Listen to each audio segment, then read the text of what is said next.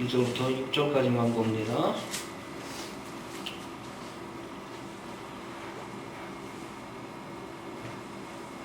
10절까지 봅시다. 10절까지. 또 내가 보매 천사가 무저갱 열쇠와 큰 쇠사슬을 그 손에 가지고 하늘로서 내려와서 용을 잡으니 곧 이에 대배요 마귀요 사단이라 자가 2000년 동안 결박하여 무저갱에 던져 잠그고 그 위에 인봉하여 1000년이 차도록 다시는 만국을 미혹하지 못하게 하였다가 그 후에는 반드시 잠깐 너희리라. 또 내가 보자들을 보니 거기 앉은 자들이 있어 심판하는 권세를 받았더라.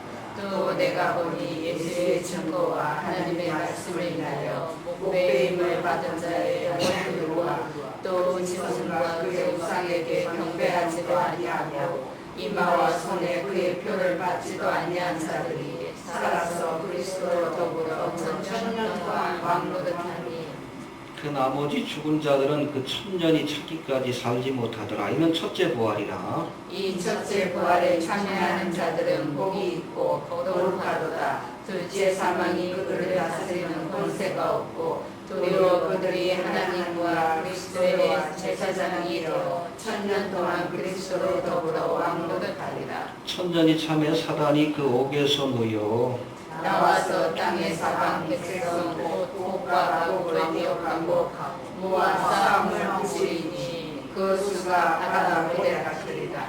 저희가 지면에 널리 퍼져 성도들의 진과 사랑하시는 성을 두르매 하늘에서 불이 내려와 저희를 소멸하고 또 저희를 미혹하는 마귀가 불과 유한 곳에 던지우니 거기는 그 짐승보다 거짓 선지자도 있어 세세토록 밤낮 괴로움을 받으리라. 아멘.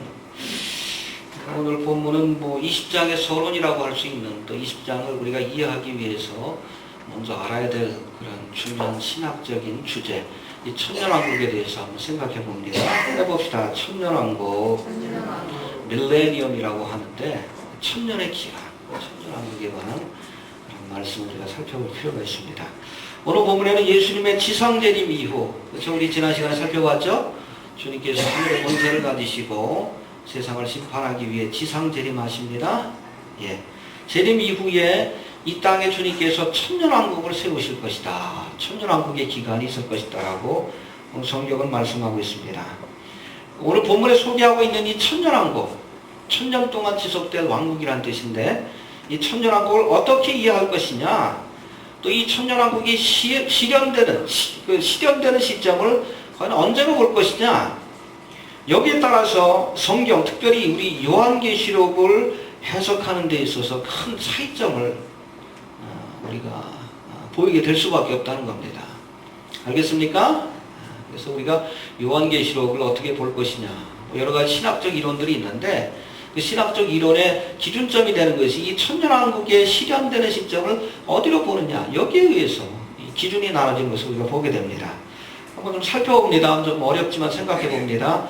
해봅시다. 무천년설, 어밀레니얼리즘이라고 되어 있는데 천년왕국이 없다는 그런 이야기입니다. 그런 학설이에요. 신학적인 학설입니다.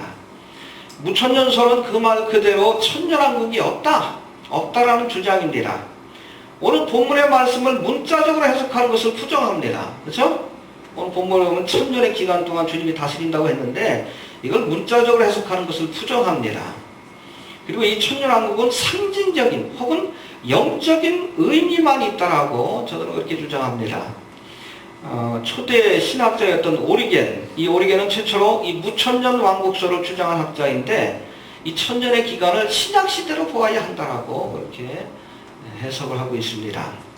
또 여기에 영향을 받았던 어거스틴, 어찌 보면 천주교 신학의 기초를 놓은 사람입니다. 이 어거스틴은 천년왕국이란 이 복음시대의 전기가 이 교회시대를 의미하는 것이다라고 그렇게 가르쳤습니다. 종교개혁자였던 이 칼빈도 바로 이 어거스틴의 영향을 받은 것으로 그렇게 알려지고 있습니다. 천년설을 부인해요. 그래서 장로교 계통에서는 후천년설이 있습니다. 해봅시다. 후천년설, 포스트 밀레니얼리즘이라고 하는데 이 후천년설은 이 땅에 천년왕국이 실현된 뒤에 예수님의 재림이 있다. 근데 여러분 성경에 보면 재림이 있고 나서 천년왕국이 있다라고 성경은 그렇게 순서적으로 되어 있는데 그게 아니라 천년왕국이 먼저 실현되고 나서 예수님의 재림이 있다라고 그렇게 주장을 합니다.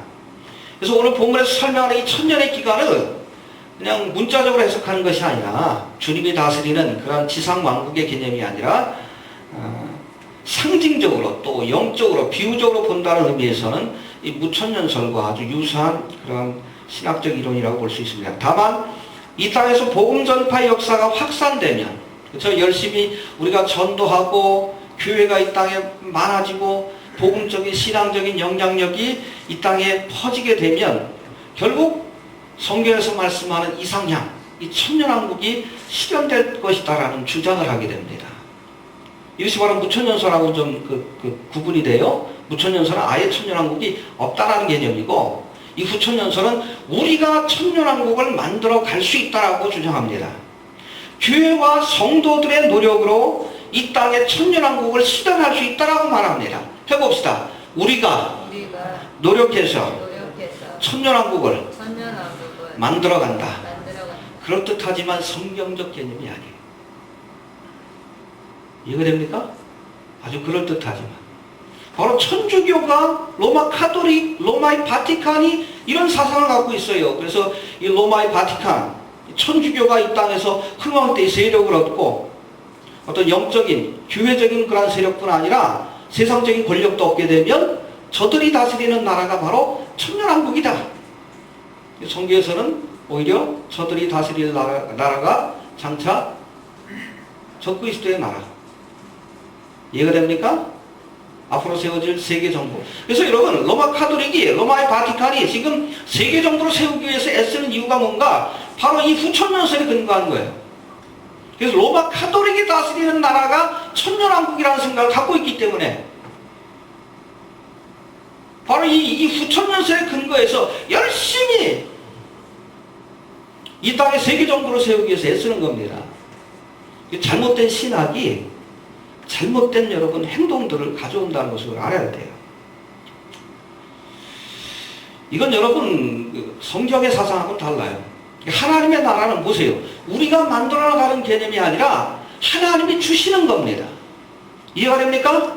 이 땅에 물론 구속받은 성도들이 세워나가는 교회가 있고 우리가 열심히 이 땅에서 영적인 싸움을 싸워서 하나님의 나라를 확장하기 위해서 애쓰지만 그러나 궁극적인 하나님의 나라 천년왕국이 세워지기 위해서는 누가 오셔야 된다?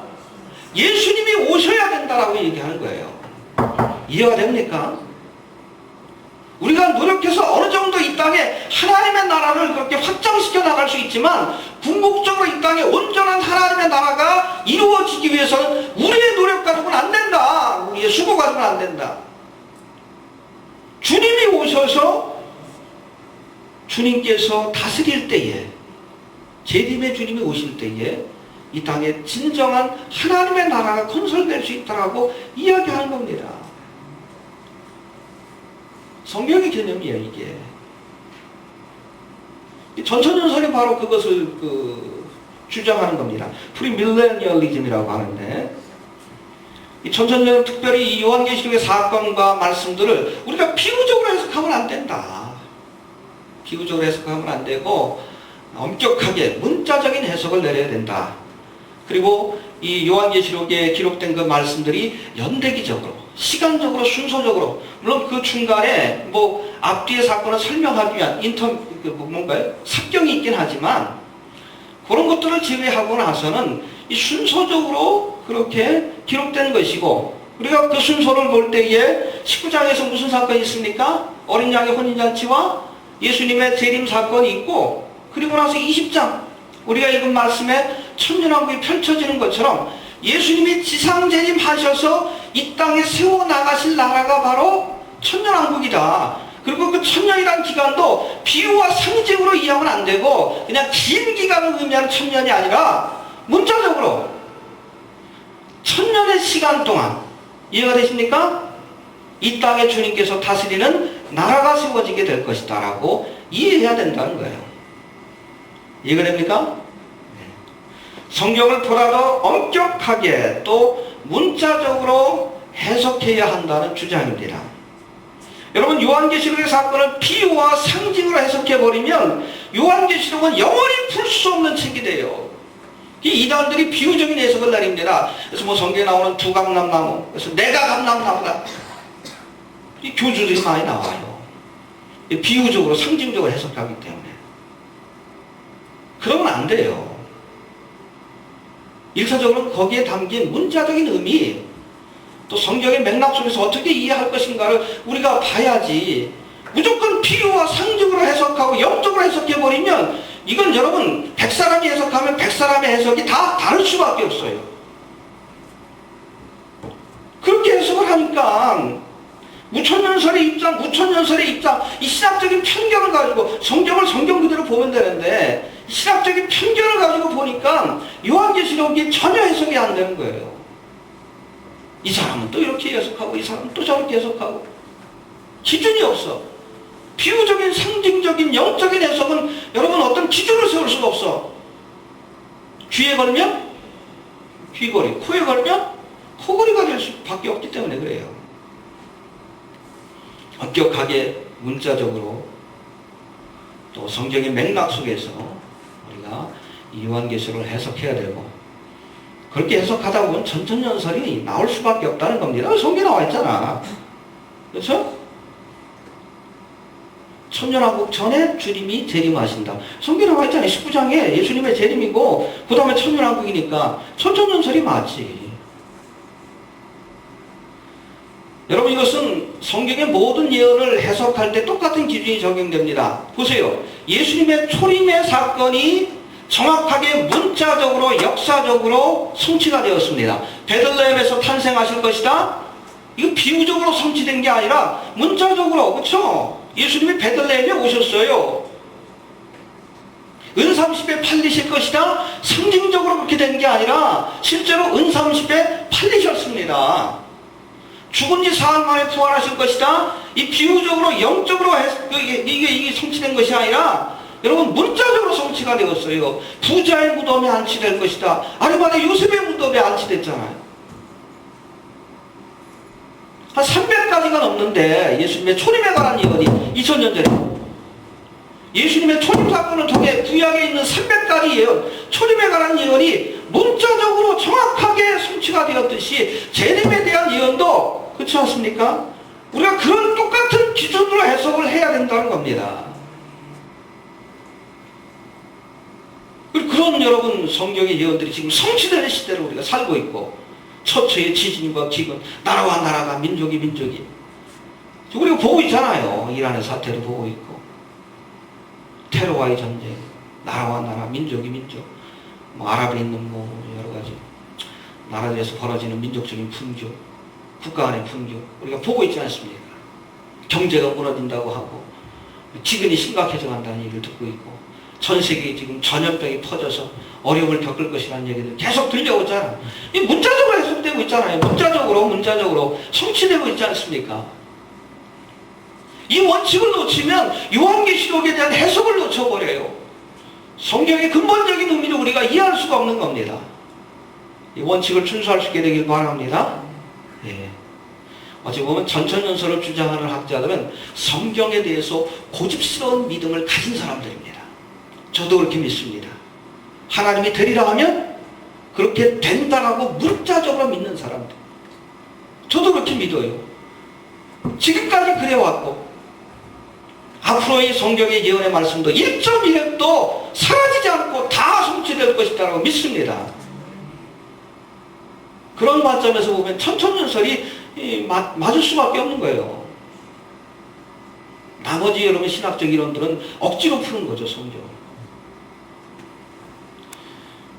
여러분, 우리가 이 태도, 성경에 대한 우리가 경외하는 태도, 하나님의 말씀이 1.1획도 틀리지 않고 다 이루어진다는 성경에 대한 믿음을 우리가 포기하면 요한계시록을 해석할 수가 없어요. 그래서 여러분, 이 천년왕국은 특별히 성경의 예언이 실현되는 사건이라고 우리가 이해하시면 됩니다. 해봅시다. 성경의 예언들이 실현되는 사건이다. 예, 그래서 이 천년왕국에 대한 비전과 예언에 관한 말씀들이 구약 성경에 더 많이 나와요. 신약에도 나옵니다. 우리가 몇 가지 한번 살펴보도록 합니다. 다니엘서 2장 한번 봅니다. 2장 44절 1235페이지예요. 찾아봅시다. 페이지로 찾으셔요. 그렇지 않으면 찾기 힘듭니다. 1235 빨리빨리 찾으세요. 찾을 거나. 구약성경입니다. 2장 44절 한번 봅니다. 43절부터 봅시다.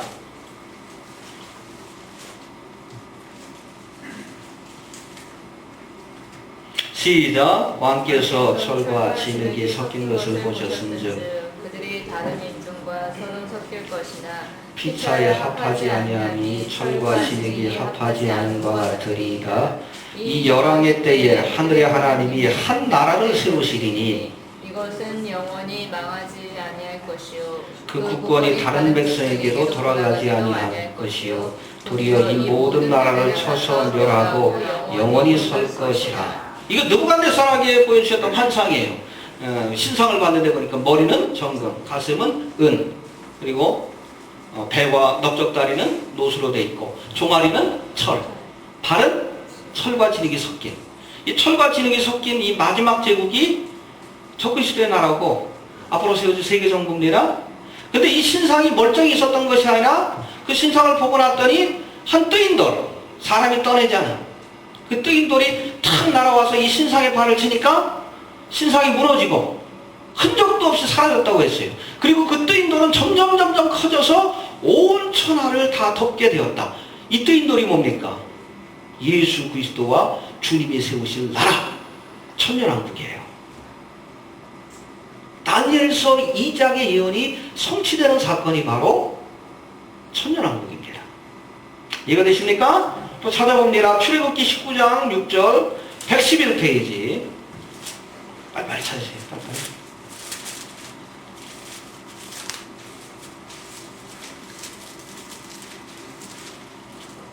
111페이지 한두 페이지 정도 차이가 있을 수 있지만 거의 맞을 겁니다. 성경마다 19장 6절입니다. 111페이지 112페이지에 나와 있습니다. 6절 5절 6절 봅시다. 5절 6절 시작. 세계가 다 내게 속하였나니 너희가 내 말을 잘 듣고 내 언약을 지키면 너희는 열국 중에서 내 소유가 되겠고 너희가 내게 대하여 제사장 나라가 되며 거룩한 백성이 되리라. 너는 이 말을 이스라엘 자손에게 고할지니라. 예, 너희가 내게 대하여 제사장 나라가 되며 거룩한 백성이 되리라. 근데 한 번도 실현된 적이 없어요. 열국 가운데 높아져서 핍박만 받았지. 왜? 불순종했기 때문에. 이 모세와 맺은 시내산 언약인데 이 시내산 언약이 궁극적으로 성취되는 시기가 바로 천년왕국입니다. 이해가 되십니까? 이제 천년왕국에 여러분 천년왕국 그 성전이 서게 될 것이고 이스라엘 민족이 제사장 나라로서 만박 가운데 높아져서 세상을 다스리는 권세를 얻게 될 것이다라고 성경은 예언하고 있습니다. 이 모세와 맺었던 시내산 언약이 궁극적으로 성취되는 시기가 천년왕국입니다. 이해가 되십니까? 예. 그 다음에 사무엘하 7장을 한번 봅니다. 사무엘하 7장 1213페이지인가요? 1213페이지. 제가 페이지를 잘못 썼는데 사무엘하 7장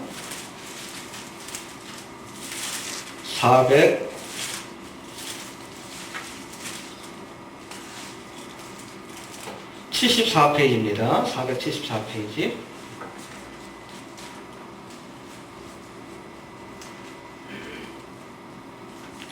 예, 이스라엘의 임금이 되었던 다윗에게 주신 하나님의 언약이 나옵니다. 한번 봅시다. 474페이지 나와 있습니다. 12절 13절 시작. 내 수완이 차서 내 조상들과 함께 잘 때에 내가 내 몸에서 날 자식을 내 뒤에 세워 그 나라를 견고케 하리라. 저는 내 이름을 위하여 집을 건축할 것이요 나는 그 나라 위를 영원히 견고케 하리라.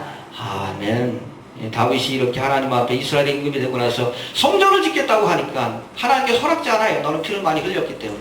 그러나 내 자식을 통해서, 내 후사를 통해서 내가 성전을 짓게 할 것이고 그의 위가, 그의 나라가 영원히 견고할 것이다. 1차적으로는 솔로몬에게 주신 말씀이지만 이런 궁극적으로는 다윗의 후손인 누구?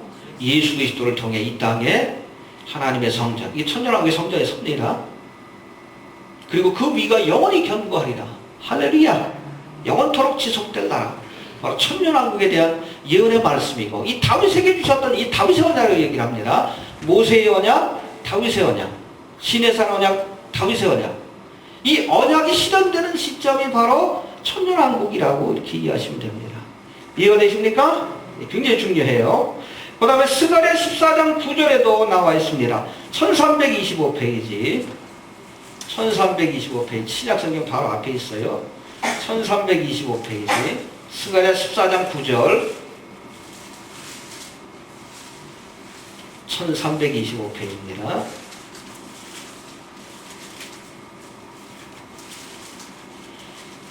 말라기 바로 앞에 나와 있습니다. 예. 14장 9절 한번 봅니다. 14장 9절, 14장 9절. 시작. 여호와께서 천하의 왕이 되시리니 그날에는 여호와께서 홀로 하나이실 것이요. 그 이름이 홀로 하나이실 것이며. 예, 여호와 하나님께서 뭐라고 되어 있어요? 천하의 왕이 되시리니. 이해가 되십니까?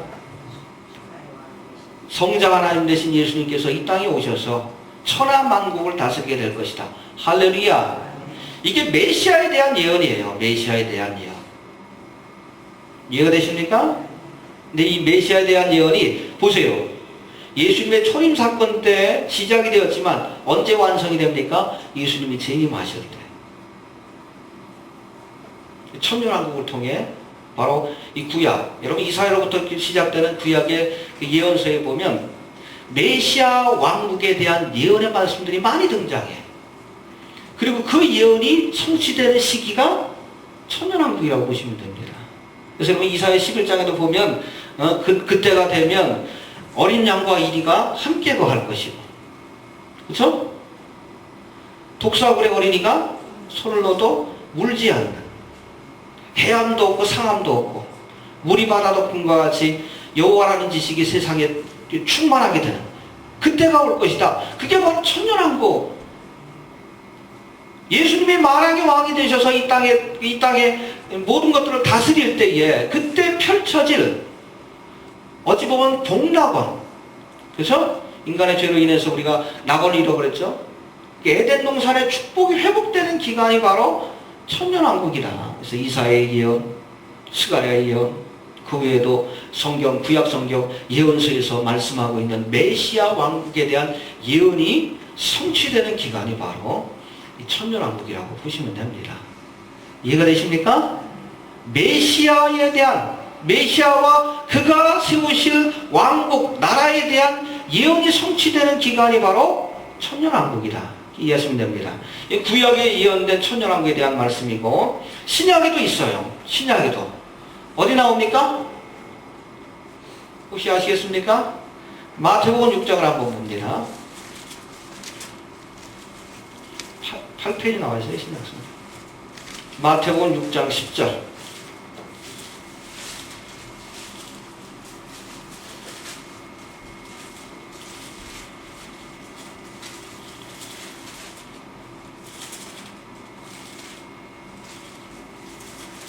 너무나 잘 알죠? 6장 10절. 다 같이 한번 봅시다. 시작. 나라의 임하옵시며 뜻이 하늘에서 이룬 것 같이 땅에서도 이루어지이다. 예, 이게 뭐예요? 하늘에 계신 우리 아버지요. 이게 뭐예요? 주기도문 아닙니까? 예수님이 산상수훈 가운데 제자들에게 기도를 가르쳐달라고 하니까 이렇게 기도해라. 하늘에 계신 우리 아버지요. 그 기도의 내용 가운데 나라의 임하옵시며 이렇게 기도해라. 이게 뭔가 Your kingdom come, 당신의 나라가 이 땅에 실현되길 원합니다. 뜻이 하늘에서 이루어진 것 같이. 그렇죠? 그것이 하나님의 나라죠. 땅에서도 이루어질지이다. 할렐루야. 그래서 이 땅에 주님의 뜻이 펼쳐지는 나라, 천년왕국. 그래서 우리가 주기도문 매일같이 주기도문 하잖아요.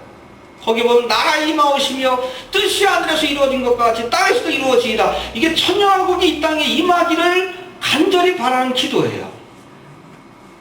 그렇죠? 주님의 나라가 이 땅에 임하길 원합니다. 그게 뭐요? 천년왕국이지.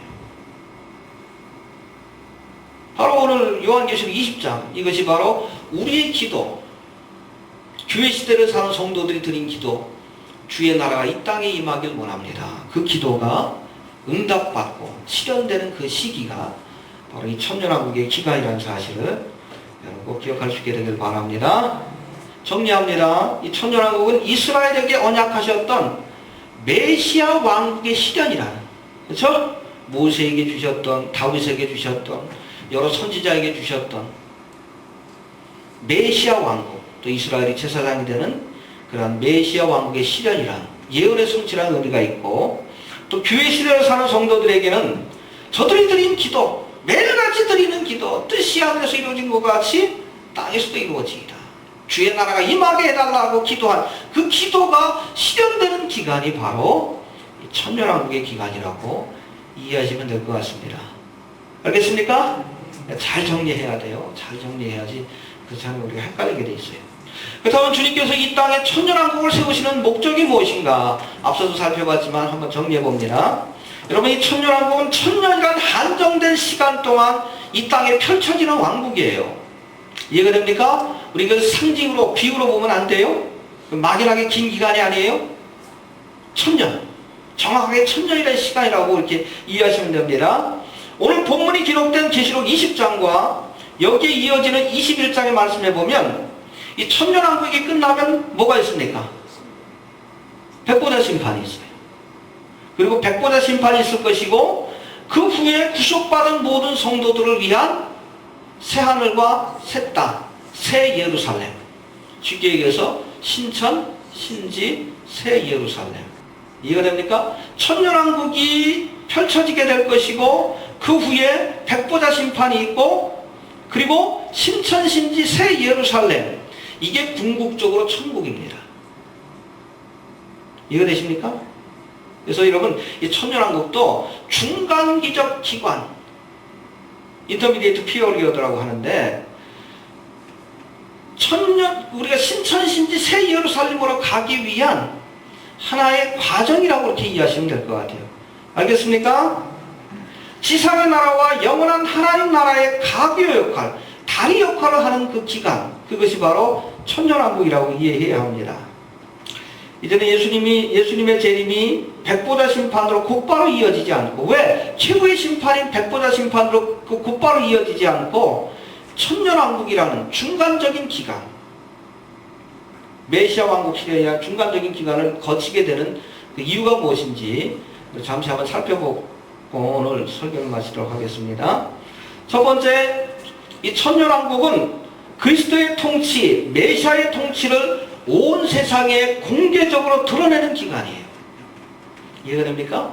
그래서 구약의 예언이 성취되는 기간이고, 하나님의 말씀이 1.1획도 틀리지 않고 다 성취된다는 것을 보여주고, 메시아가 다스리는, 그래서 우리가 성경의 역사를 엄밀하게 문자적으로 해석하면 한 4,000년 돼요. BC, 예수님 탄생 이전까지 한 4,000년의 역사가 되고, 그리고 나서 예수님 탄생 이후의 역사가 한 2,000년, 그래서 한 6,000년을 얘기합니다. 6,000년 동안은 인간이 다스린 세상이에요. 나머지 1,000년은, 그렇죠? 주님이 다스리는 세상. 주님이 통치하는 메시아 왕국, 주님이 다스리는 세상이 어떤 것인가를 우리 인생들에게 만천하에 보여주는 그런 중요한 기간이다라고 이해하시면 될 것 같습니다. 그리고 이 기간 동안에 구약의 예언과 신약의 예언, 천년왕국에 대한 예언, 메시아 왕국에 대한 예언이 실현되는 기간이기도 하다는 사실을 여러분 꼭 기억할 수 있게 되길 바랍니다. 두 번째, 이 천년왕국은 인간이 하나님을 대적하고 반역했던 이유가 사탄 마귀의 유혹과 기만에 있는 것이 아니라 인간 스스로의 부패한 마음에서 기인했다는 것을 보여주는 기간입니다. 이해가 됩니까? 사탄 마귀의 미혹이 없이도 인간은 타락과 심판의 길을 갈 수밖에 없다는 것을 보여주는 기간이 바로 이 천년왕국의 기간이라고 이해하시면 될 것 같아요. 여러분 이 성경에 보니까 천년왕국의 기간 동안에 이 사탄 마귀는 무저갱에 갇혀서 더 이상 세상 사람들을 미혹할 수 없게 될 것이라고 말씀합니다.